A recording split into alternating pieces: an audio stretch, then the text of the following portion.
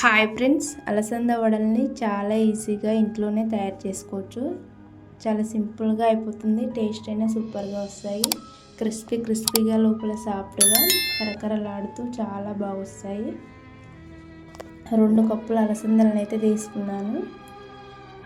నీళ్ళు పోసుకొని మంచిగా కడిగేసుకొని అవి మునిగేదంతా వాటర్ అయితే పోసుకొని నైట్ అంతా నానబెట్టేసుకోవాలి. నేను మార్నింగ్ టిఫిన్లోకి చేస్తున్నాను. ఈవినింగ్ స్నాక్స్ లాగైనా చేసుకోవచ్చు. 6 గంటలు నానబెట్టేస్తే చక్కగా నానిపోతాయి. ఇలా నైట్ అంతా నానబెట్టేసినవి వాటర్ ఏం వేసుకోకుండా ఇలా మిక్సీ పట్టేసుకోవాలి నేను చూపించినట్టుగా. అందులోకే ఉల్లిపాయ, పచ్చిమిర్చి, ఎల్లిపాయలని, అల్లంని వేసుకొని కొత్తిమీర, పుదీనా వేసుకొని కొంచెం జీలకర్ర వేసుకొని మిక్సీ పట్టేసుకోవాలి. చాలా బాగుంటుంది ఇవి వేసుకుంటేనే.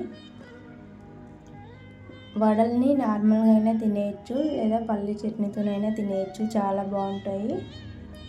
ఇక్కడ నేను చూపించినట్టుగా ఈ మిశ్రమాన్ని ఇందులోకి వేసుకొని మంచిగా కలిపేసుకోవాలి. తగినంత ఉప్పు వేసుకొని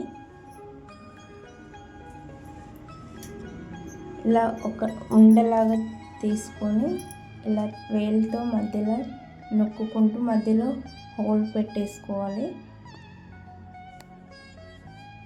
ఇప్పుడు స్టవ్ ఆన్ చేసి గిన్నె పెట్టేసి డీప్ ఫ్రైకి సరిపోయిన ఆయిల్ అయితే వేసుకోవాలి.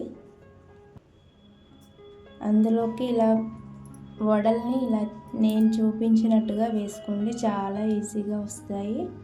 చాలా మంచిగా వడలు ఎరిగిపోకుండా ఒక 2-3 నిమిషాల తర్వాత ఇలా జాలి గంటతో తిప్పేసుకోండి. అటు ఇటు మంచిగా కాలుతాయి వడలు.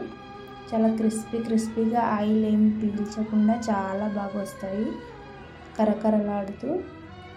వడల్ని ఇలా చేసి పెట్టండి, చాలా ఇష్టంగా తింటారు. నేనైతే ఫస్ట్ టైం చేశాను, చాలా నచ్చాయి నాకైతే. మా పిల్లలు చాలా బాగా తిన్నారు.